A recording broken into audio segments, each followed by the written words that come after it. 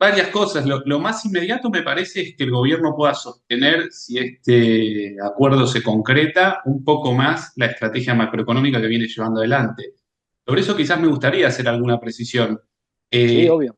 es una estrategia bastante conocida en la historia económica argentina, que es básicamente mantener fijo el tipo de cambio, usar el tipo de cambio, el valor del dólar como un ancla antiinflacionaria. Eso pasó en lo que se conoció popularmente como la tablita, en el plan de diciembre de 1978, que duró hasta el 82, en la convertibilidad, y un poco antes en el tiempo, con algunas diferencias, en los primeros 2 años de la gestión de Mauricio Macri.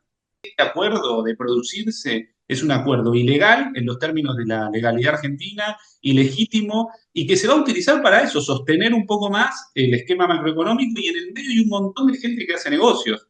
Esta plata del Fondo Monetario Internacional va a venir a rescatar a muchos de los amigos del gobierno que tienen deuda en pesos, que tomaron deuda en pesos y que necesitan que no se devalúe antes de que puedan salir. De hecho, una cosa que es absolutamente escandalosa y sobre la cual deberíamos hablar todo lo posible es que el propio Caputo en el año 2018, en su declaración jurada, eh, había declarado que había comprado Levax, que las había renovado 2 veces y que se había ido de las Levax antes de que reviente el tipo de cambio, con lo cual es algo totalmente incompatible en términos éticos y legales para un funcionario público. Esa es la contracara, digamos, este acuerdo es ilegítimo, ilegal en términos de la legislación nacional, en términos de lo que debería ser el rol del Fondo Monetario, de su propio estatuto del Fondo Monetario. Es un acuerdo político para sostener al gobierno hasta las elecciones.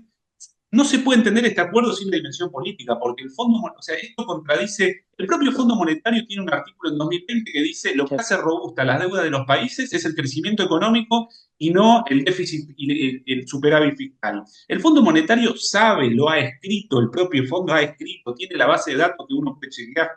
El propio Fondo Monetario sabe que este programa macroeconómico no va y que el modo en que va a usar el gobierno el préstamo contradice lo que el Fondo Monetario dice que tiene que hacer.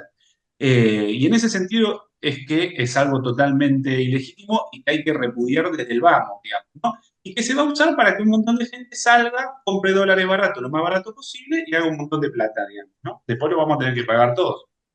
Ahora, que esta deuda sea para pagar los pasivos del central. El gobierno dice, algún economista dice, bueno, pero es lo mismo. Está saneando otra deuda, la deuda que tenés interna, una intradeuda. Ahora, ¿es Sí. lo mismo verdaderamente deberle plata o Es deberse como plata a si yo te uno? dijera, no, no, es una cosa que yo de verdad, cuando escucho, tengo una duda. En términos lógicos, no hay otra posibilidad que la siguiente. O el gobierno no tiene absolutamente la menor idea de lo que está hablando, o toma a toda la sociedad por tonta. No hay lógicamente otra posibilidad. O sea, si ellos creen lo que dicen, es peor que nos tomen por tonto. Yo prefiero creer que nos toman por tonto. Porque es como si yo te dijera, vos tenés 2 cajas de ahorro. En una debes la tarjeta y en la otra no, y eso es deuda. No, o sea, para decir que no aumenta la deuda, tiene que considerar como sector público solo al Tesoro, y el Banco Central es parte del sector público, digamos, ¿no? Son dos instituciones del sector público. Tienen deuda entre sí. Cuando aumenta la deuda de una, aumenta las acreencias de la otra y el sector público se mantiene en cero. Son dos tipos de deuda distintas. Después uno puede discutir los efectos que tiene la emisión o no la emisión, pero la deuda, o sea, la deuda del sector público, cuando se prestan entre dos instituciones del sector público, la deuda total del sector público no crece. Y después, otro disparate es suponer que la deuda en moneda extranjera con el Fondo Monetario Internacional es la misma que una deuda eventualmente que se pida en pesos con un banco local, por ejemplo. Es un disparate, por eso digo, espero que no crean lo que están diciendo. Si uno ve los datos del Banco Mundial que registra las deudas en moneda extranjera, las deudas con acreedores extranjeros, uno lo que va a ver es que la mayor parte de los países desarrollados y los países que pueden se endeudan en moneda local, digamos, ¿no? Ojalá el Congreso de la Nación, digamos, esto además es muy difícil sostener que vivimos hoy en una república, digamos. No hay ningún tipo de respeto ni por el Poder Judicial. El presidente acaba de nombrar jueces de la Corte Suprema por decreto y no hay ningún tipo de respeto por la ley. La ley es taxativa, dice que la deuda tiene que pasar por el Congreso y no pasa, ¿no? Pero bueno, Clarísimo, clarísimo. no vivimos una república. Ahora, estaría bien igual que nuestros representantes, el pueblo, en el Congreso de la Nación, que tienen la misma legitimidad directa que el presidente de la Nación, han sido votados por el pueblo igual, estaría buenísimo, y creo que muchos lo han estado haciendo, decir,